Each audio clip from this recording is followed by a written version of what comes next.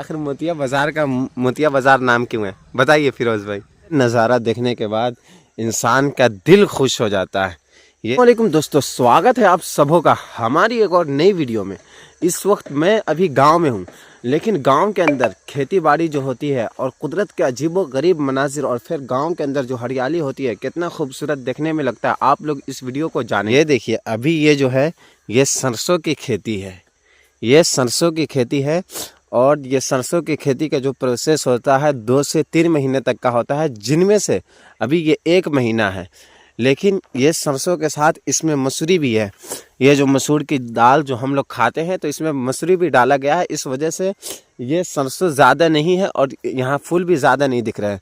लेकिन हमारे आगे ये जो खेत आपको दिख रहा है, यहाँ पे पूरा का पूरा सरसों है। इस वजह से वहाँ बहुत ही ज़्यादा सरसों है और घने भी है, जिसके वजह से उनको देखने में इतना ज़्यादा खूबसूरत लगता है। जैसा कि आप लोग देख सकते हैं, ऐसा लगता है कि माशाल्लाह क्या लोकेशन है।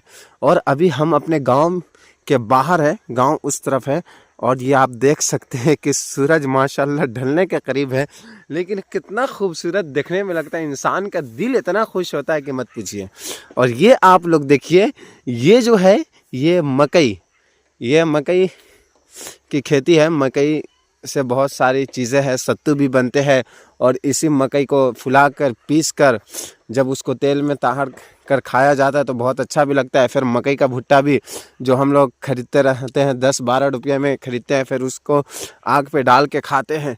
तो आप गांव के अंदर देखिएगा, मुख्तलिफ लोग और अपने ज़मीनों के एतबार से गांव के अंदर सबसे बड़ी चीज़ ये होती है कि आपको ये समझना पड़ेगा कि आप जिस चीज़ की खेती कर रहे हैं वो आपका जो खेत है कौन सी फसल अच्छे तरीके से दे सकता है।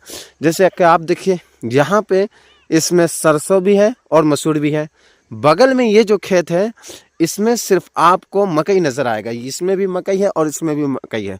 इसके आगे जो खेत है उसमें बस सरसों है, लेकिन उसके आगे जो खेत है आप देख सकते हैं कि उसमें बस गेहूं है। और फिर इसके आगे जो खेत है उसमें मेरे ख्याल से बंगला है। तो गांव के अंदर जो खेती होती है मुख्तलिफ़ किस्म की खेती होती है। और इसी तरह धान की भी कुछ इसी तरीके की होती है कि धान में भी कुछ धान ऐसे होते हैं जो पहले काटे जाते हैं, कुछ धान ऐसे होते हैं जो बाद में काटे जाते हैं। उनमें कुछ बासमती होती है, बहुत तरीके के चीज़ होती है, बहुत तरीके की खेती होती है। तो गाँव के लोग इस चीज़ को कैसे करना है, कब समय किस वक्त किस चीज़ को डालना है ताकि वो बीज सही से हो सके और हमारे खेत में नुकसान ना हो, यह सारी चीज़ उन लोगों को पता होता है। तो आइए दोस्तों, हम आप लोगों को अपनी वीडियो में बहुत सारी चीज़ें दिखाने वाले हैं, तो आप लोग बने रहिए। आप देख सकते हैं कितने सारे दाने नज़र आ रहे हैं। फिर इसको अगर आप तोड़िएगा तो इसके अंदर भी बहुत सारी चीज़ें होगी। और मैं सरसों की खेती जो गांव में होती है देखने में इतना खूबसूरत नज़ारा लगता है, इतना खूबसूरत नज़ारा लगता है माशाल्लाह। हम लोग खूबसूरती देखने के लिए अमेरिका, रसिया और न जाने कैसे कैसे मुल्कों का सफ़र करते हैं, अरब ममालिक का। लेकिन वाक़ईतन गांव के अंदर जब सरसों की खेती हो रही होती है और उस वक्त जो गांव की जो खूबसूरती नज़र आती है ना, माशाल्लाह देखकर एकदम दिल में सुकून मिलती है।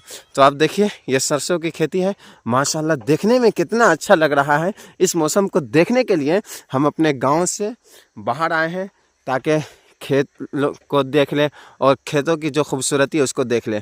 और माशाल्लाह गांव में देखिए अभी सूरज गुरूब हो रहा है और कितना खूबसूरत लग रहा है माशाल्लाह।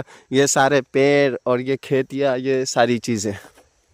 मदरसा अनवारुल इस्लाम जो आप देख सकते हैं 1890 के अंदर इसको बनाया गया था।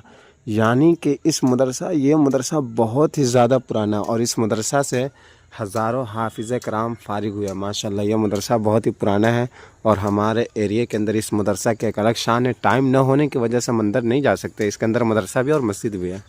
को जान लीजिए, बड़ा अच्छा सेकुआ और पराठा और बूटी और मुठिया भी बनाते हैं। आप मुठिया भी बनाते हैं। तो मोतिया बाज़ार पे फर्स्ट में ही इनका दुकान है। जैसे घिवड़ा और जोखा के रास्ते से आप एंट्री करते हैं, मोतीपुर के रास्ते से आप एंट्री करते हैं तो ये दुकान कौन नहीं जानता है। तो आप लोग भैया के पास आया कीजिएगा, बहुत अच्छे से बनाते हैं और बहुत केयर के साथ खिलाते हैं। जैसे पानी वगैरह लगा दिए, हर चीज़ लगा दिए। यहाँ पे है भी ताज होटल, शेख इस्माइल। शायद के भैया राजपुर के हैं आप? हाँ, राजपुर के हैं। तो फिरोज़ भाई पहले पटना में ही व्लॉग में आया करते थे, लेकिन अब गांव भी आने के बाद व्लॉग में आने का ख्वाहिश ही है। मोतिया बाजार और हमारे साथ है फिरोज भाई। हम उनसे पूछेंगे कि आखिर मोतिया बाजार नाम क्यों है। बताइए फिरोज भाई। मोतिया बाजार का एक इंडिया से एक आदमी आ रहा था। अच्छा। हाँ, बहुत ही रईस आदमी था। अच्छा। वो अपने रिश्तेदारों से मिलने आ रहा था। अच्छा। तो उनका एक मोती गुम हो गया कहीं। अच्छा। और इसी बाजार में बेचा गया, यही इसी जगह पर बेचा गया। वो थोड़ा उधर आगे, हाँ, तो इसलिए इसका नाम रख दिया मोतिया बाजार। बड़ा आपने तारीखी बात। फाइनली दोस्तों, मेरे ख्याल से इस मोतिया बाजार का नाम मोतिया बाजार इसलिए है क्योंकि इधर जो मोतीपुर गांव है और इधर फिरोज भाई का गांव लक्ष्मीनिया है और इधर फैज़पुर घिउड़ा है और इधर मठिया है। अब बीच में यह बाज़ार पड़ता है मोतिया बाज़ार, जहाँ पे आप 4 रास्ते का ज्वाइंट देख सकते हैं। लेकिन हमको लगता है कि मोतीपुर गांव की वजह से मोतिया बाज़ार इसका नाम पड़ा है। लेकिन अगर आप लोगों को इस बारे में पता है कि मोतिया बाज़ार का नाम मोतिया बाज़ार क्यों है, तो आप लोग कमेंट में बता सकते हैं और ज़रूर बताइएगा, ताकि हम लोगों को जो अपने गांव में बहुत तारीख़ी नाम सब है, हमको उनके बारे में पता चल सके कि आखिर इस जगह का नाम क्यों ये रखा गया है। ठीक। अरे अपने बेटा को छोड़ने और इधर हम गाड़ी भी चला रहे हैं और एक हाथ से गाड़ी दूसरे हाथ से व्लॉगिंग कर रहे हैं। तो व्लॉगिंग करना इतना मुश्किल नहीं है। तो फिरोज़ भाई को अभी लेकर जाना है हमको अपने गांव में।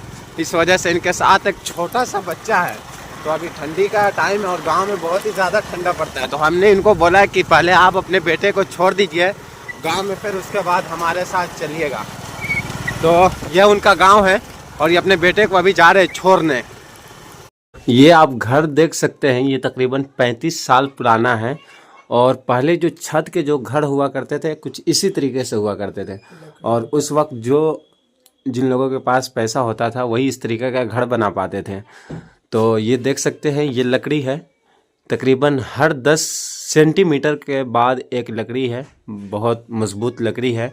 और उसके बाद पहले अब इसको ईंट की शक्ल दे दिया गया है, लेकिन पहले इसको क्या बोला जाता था? टाली बोला जाता था। तो ये पहले गांव में जो छत के घर जो बनता थे इसी तरीके के बना करते थे। और अभी भी बहुत जो लोग अमीर हैं उनके पास इस तरीके का मकानात है, अभी भी है, बहुत सारे घर है अभी इस तरीके का है।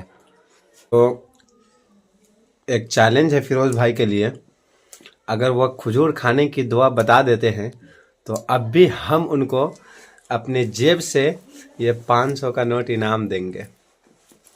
फिरोज भाई, ये 500 रुपया है और आप बता दीजिए खजूर खाने की क्या दुआ है, बता दीजिए और ये रख लीजिए। पहले तो रख लेते हैं। ठीक है, बताइए। बिस्मिल्लाह वाला बरकतिल्लाह। बिस्मिल्लाह वाला बरकतिल्लाह नहीं, खजूर खाने की प्रॉपर तरीके से दुआ बताना है।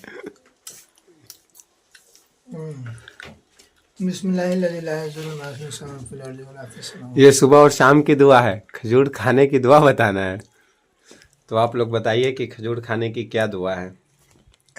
आप लोगों को वादा किए थे कि आज मैं गांव की बहुत सारी चीज़ें दिखाने वाला हूं, पेड़ भी दिखाते हैं, कौन कौन से पेड़ पाए जाते हैं। लेकिन आप देख सकते हैं कि रात हो गया हुआ है, मुकम्मल तरीके से रात हो गया हुआ है और इस वजह से हमारा व्लॉग यहीं पे ख़त्म होता है। इंशाल्लाह जब दूसरी मरतबा वीडियो बनाएंगे तो एक एक चीज़ आप लोगों को बताएंगे भी और समझाएंगे भी।